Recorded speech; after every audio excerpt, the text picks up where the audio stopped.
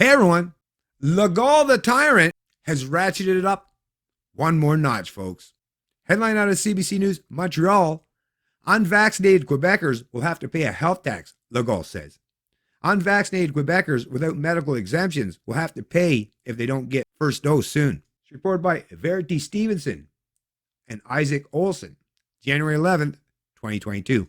Quebec Premier François Legault said Tuesday the province would be imposing a health tax on Quebecers who refuse to get their first dose of a COVID-19 vaccine in the coming weeks. We're looking for a health contribution for adults who refuse to be vaccinated for non-medical reasons, Legault said in a news conference, in which he also announced an interim public health director to replace Dr. Horacio Arruda. Arruda handed in his resignation letter Monday evening, pointing to public criticism of recent health measures. Quebec imposed an overnight curfew before New Year's Eve, the second time it has done so over the course of the pandemic. Legault did not say when the payment would take effect or how much it would cost, but he did say he wanted it to be significant enough to act as an incentive to get vaccinated.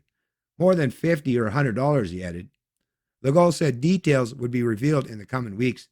He said the contribution could be included in people's provincial tax filings, but he did not say whether it would be in those for 2021, which are to be filed by April 30th, 2022. Anyways, folks, I'm sure you've probably already heard this story by now. And of course, even some of the pushback, which is, of course, what happens when you start to expand this kind of stuff outwards, right? I mean, you could get to the point, as most people have already mentioned, where what? Do we start having a obese tax, a smoker's tax, a daredevil tax? You were just running too fast, which is why you tripped and broke your leg. So no, we're not going to fix that. You're going to have to pay for that yourself. Tax. I mean, think of how far you could take something like that. And the sheer fact that we're all forced to pay into this socialist system. I mean, once again, I'm not in Quebec, but if this was ever brought to a province like mine, listen, like I say, I'm all on board, and I'm pretty sure there's a few Canadians who would join me in saying, listen, let me opt out of this stupid socialist system.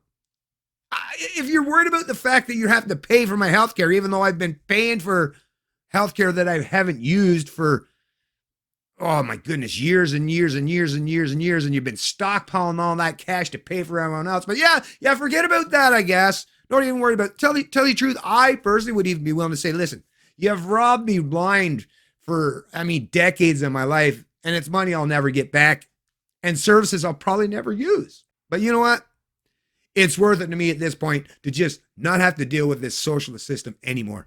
So give me the opportunity to opt out, and then I don't have to put up with any of this crap. And you folks, you authoritarian types, you non-thinking types, can turn down your anger a few notches, because then you won't have people like myself to blame anymore.